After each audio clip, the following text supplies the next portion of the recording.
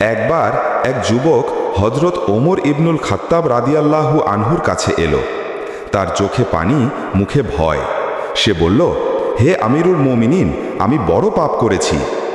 ওমররা শান্তভাবে বললেন, পাপী নয়, তওবাকারীই মহান। বলো, কি করেছ?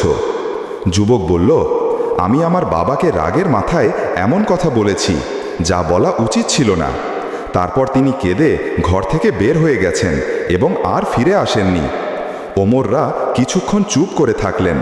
তারপর বললেন, তুমি জানো, বাবা কাঁদলে আল্লাহর আরশ পর্যন্ত কেঁপে ওঠে।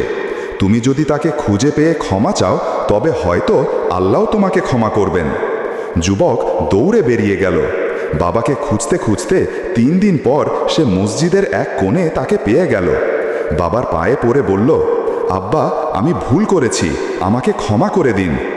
বাবা ছেলেকে বুকে টেনে নিলেন। চোখের পানি পড়ল দুজনেরই মুখে।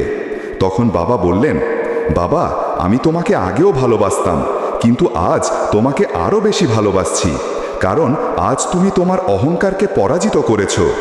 শিক্ষা: অহংকার আমাদের সম্পর্ক নষ্ট করে দেয়, আর ক্ষমা মানুষকে জান্নাতের পথে নিয়ে যায়। যে ক্ষমা করতে জানে সেই আল্লাহর প্রিয় বান্দা। ভাই ও বোনেরা, যদি গল্পটি হৃদয় ছুঁয়ে যায়, একটি লাইক দিন, আর ইসলামিক গল্প শুনতে আমাদের চ্যানেল সাবস্ক্রাইব করুন।